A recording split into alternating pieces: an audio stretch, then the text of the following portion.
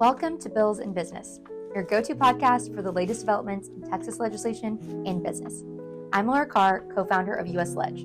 We're a Texas startup and very happy to be partnering with TAB for the start of our news organization. Today I'll be speaking with Megan Mauro, Executive Vice President at the Texas Association of Business, about something you might find surprising from the business community: second chance hiring.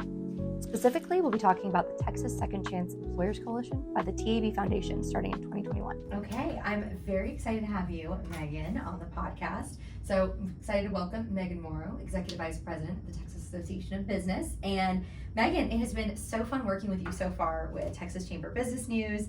And, our lunch we had a couple months ago has blossomed into now a podcast. And so it's just been such a pleasure working with you. Thank you for coming on today.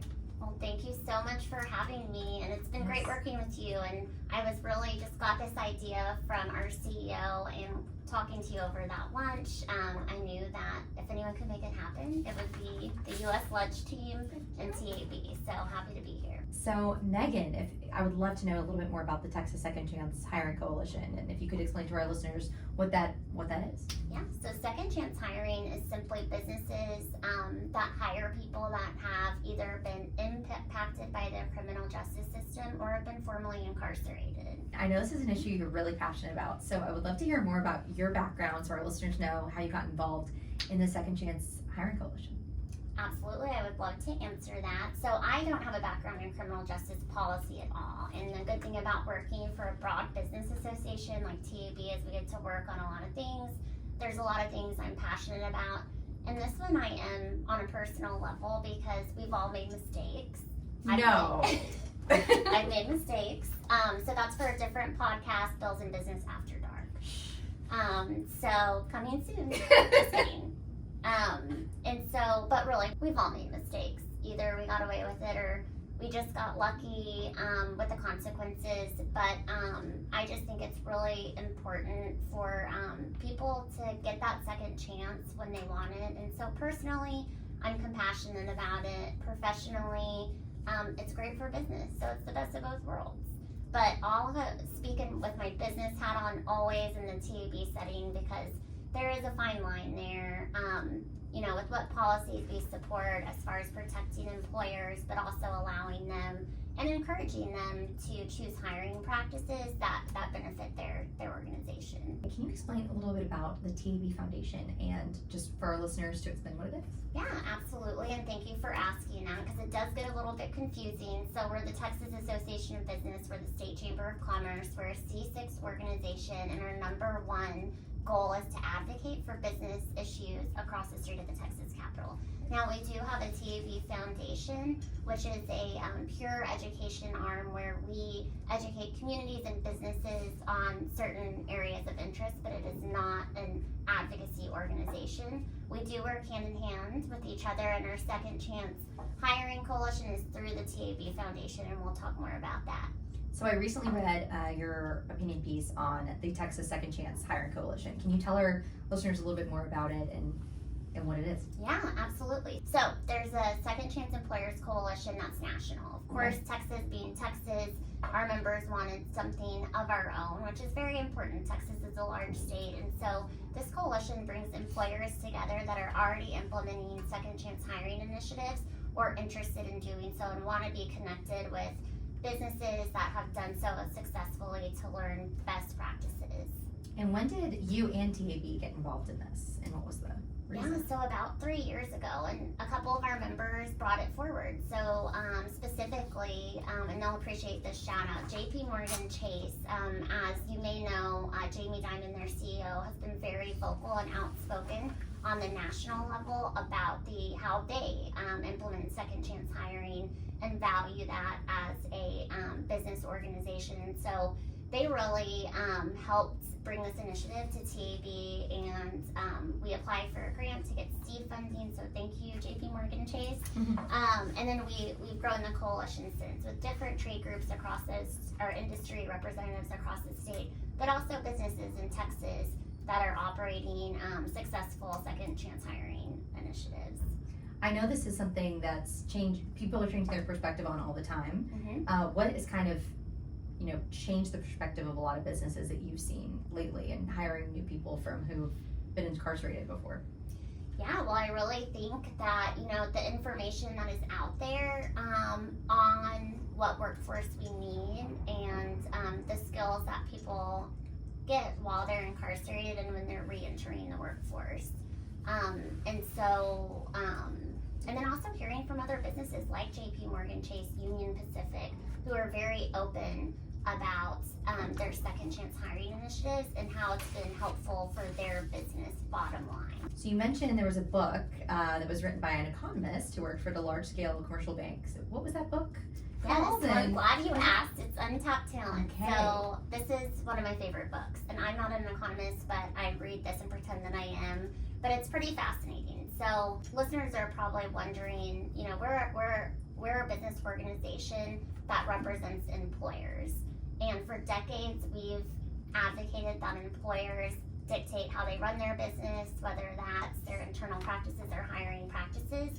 So with this coalition, we really, it's just to help bring employers together that have already implemented that without advocating, for mandates on what employers to do. But this book is by this economist. He works for a large commercial bank, and he's not a criminal justice focused economist. He's looking at what's best for business. What he found out was in the United States, we're losing 1 million people a year in our workforce, right? So that's not available anymore. However, we do, and it's really, as you can imagine, we're not having kids as many or as early as our parents were, our grandparents were. And there's some other factors there that I won't get into.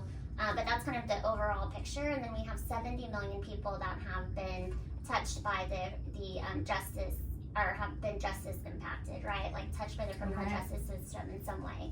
So second chance hiring isn't hiring prisoners. I mean, some companies do that and they do that successfully. But it's anyone that has any type of encounter with the criminal justice system or has been incarcerated before. And so that number, like I said, is 70 million. Why not tap into that talent base and use it to your advantage as a business, not to sound harsh or cold, but I do represent business, to fulfill your workforce needs with skilled individuals that are loyal and want to work. That is very fascinating. I'm sure a lot of people are going to ask this, but how do you filter, the level of crime that someone has committed? Yeah, it's up to the business. So some businesses, and I know this from working with our Second Chance Coalition members, right? So these are organizations that have implemented these practices. So their process looks a little bit like, hey, we're not going to include that question in the application. Have you ever been convicted or committed a crime? So instead of including that, every applicant gets to go through the interview process, and that's where they can be asked that question. And if they do answer that question as they would check a box, they have the opportunity to explain what happened instead of just their application being thrown away. And then some companies have you check that box and fill out whatever is on your record, but still meet with you, and it's just up to the company on what their boundaries are, or what they'll accept or not accept as far as what's on your record, and how that will impact the position that they're being hired for. So as a business owner myself, I'm curious to how businesses can benefit and our listeners from implementing these practices.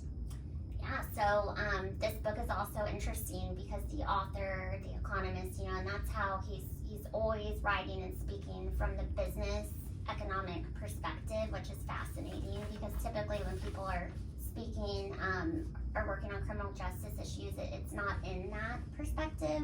But back to your question, and I've met with these businesses too who tell me this, and in his book he gives really great examples as well because he's traveled around the country and met with businesses who implement these practices, and they will all tell you, and there's even studies by SHRM, the National, or the Society of Human Resources Association national level, you're going to have, or most of the time what we see is it's going to be a very loyal, dedicated employee that knows that they have been provided a second chance, and these people want to work. They want to work, and you're going to see that the retention rates are a lot lower, and the companies are more engaged with their community as well. And really, because a lot of the community education that goes around someone who's openly speaking about second chance hiring. And it's not in all cases, everyone cases are different. The way that businesses operate, you have different experiences, but that's really the great thing and the importance of the coalition is that people can talk to each other, and maybe Union Pacific says, hey, we were doing it this way and it wasn't working out. So we changed our hiring practice to this, and that's been working a lot better. And those businesses are able to communicate with each other and share mistakes, so maybe not everyone has to go through the same thing. Interesting. So what would you say are the main goals that the coalition is looking to achieve? So really educating businesses on best practices, bringing people together, and educating communities on why businesses would do this. Like, I don't think a lot of people are realizing that we're losing so many people a year in the United States. We use 1 million a year. We're not gaining in the workforce, and that there is a way to allow everyone to be productive, or allow more people to be productive, and businesses can play a big role in that if they choose to do so. As I said, TAB has operated for decades representing employers. We always will, and we want employers to choose their hiring practices, and this is just a way for them to decide if they want to do that, and we'll be here to support and educate. Wonderful. Yeah, not mandating them. So how can a business owner get involved if they want to start looking at some of these processes? They can go to our website. So we have a webpage that has more about the Texas Second Chance Employers Coalition, and they can join. Anyone can join. You don't have to be a member of TAB. The more people that join the coalition, the better for the members of the coalition, as kind of is always the case with a coalition. But there's also some resources there as well from the state. So this is pretty interesting. The Texas Department of Criminal Justice, the Texas Workforce Commission, and Windham School District, which is the district that serves the TDCJ in Texas, they're all very aligned. And so we meet regularly with them. And this is a priority really for these state agencies. Even the Texas Workforce Commission has started having an annual conference on reentry. And so that's pretty cool. And there's a lot of resources that are already out there by the great state of Texas that we have compiled on our landing page as well. And our goal for the coalition is to continue building those resources so both companies can benefit and also people looking for work can benefit. Well, thank you so much for a lot of your enlightening comments on this topic. That's definitely new to me, and I appreciate that. I'm sure for our listeners too. This has been a really enlightening episode, and I learned a lot from what you brought up. I'm gonna have to read the book, so love to borrow that from you. Any other comments as we close out the segment? Well, I do encourage everybody to read the book. The author, Jeffrey Krasanik, who is now a friend of mine, because through our coalition, we were able to invite him to be a guest presenter on our first regional event in San Antonio last summer. But besides that, he also does a way better job of articulating this than I do. But I just want to highlight the reason why an employer, we represent employers. We're the Texas Association of Business. And I just want to say maybe more concisely, this is a workforce issue and it's a business issue. Workforce is a business issue, and second chances really provide wins across the board. So I think I mentioned this earlier, but reducing recidivism, someone has a job when they re-enter, they're less likely to go back to prison. And I think that's pretty obvious why. And then, allowing people in the great state of Texas to provide for themselves and their families. And then with my business hat on very strong, employers gaining access to talent, and that's what employers want, and it benefits everybody.